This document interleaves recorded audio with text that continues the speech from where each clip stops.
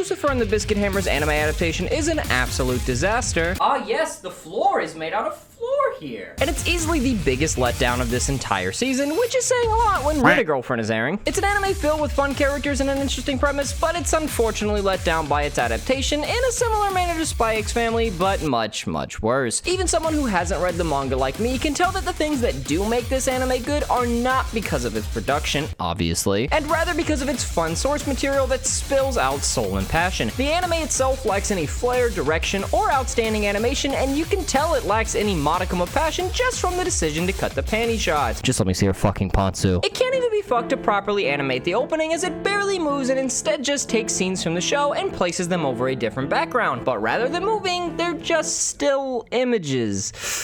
Yikes. The anime itself can still be enjoyable due to the great voice acting from Sami and the aforementioned fun characters, but it's never good enough that it makes you forget that the other characters' voice actors are kind of lackluster, and the fact that there aren't any actual backgrounds in this show. It's just shots that the characters are superimposed on, which is very distracting when you get shit like this, or this.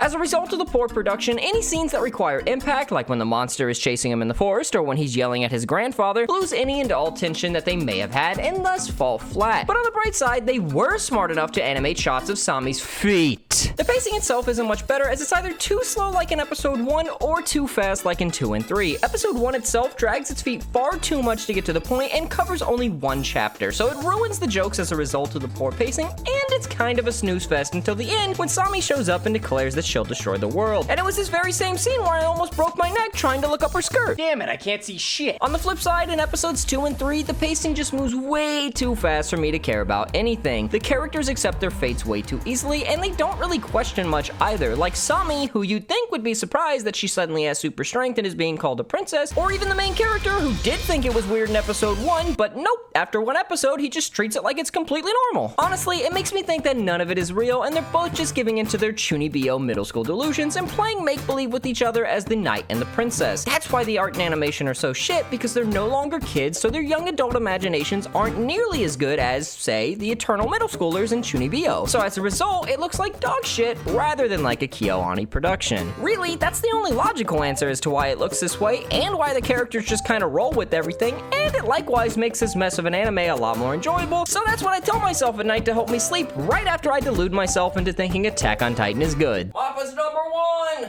Season 4, baby! The manga itself has a slightly slower pacing by introducing more characters for fun chapters before getting into the meat and potatoes that is the main plot. But the anime cuts those characters out and just speeds right to the next main plot point, which is why something like Yuhi's backstory, despite not actually being that bad, ends up falling flat and feeling lackluster because it all gets resolved so fast and lacks any flair to go along with it. Christ, my eyes burn! Due to the piss poor production. You can't really be bothered to give a shit about any of these characters because you've known the main character for one episode, his granddaddy issues for another, and then suddenly they just get resolved by the time of the third episode before you even have any real time to digest it. But I would digest this whole woman in a sexual manner. The reason why these things are happening is solid and makes sense, like how the grandpa on his deathbed would be regretful and want to apologize, and Yuhi would still be mad because he never got to grieve, and so on and so forth. But it's all ruined because the story the manga took time to carefully craft is all sped through its supersonic speeds by the anime as if it were your average Bleach reader.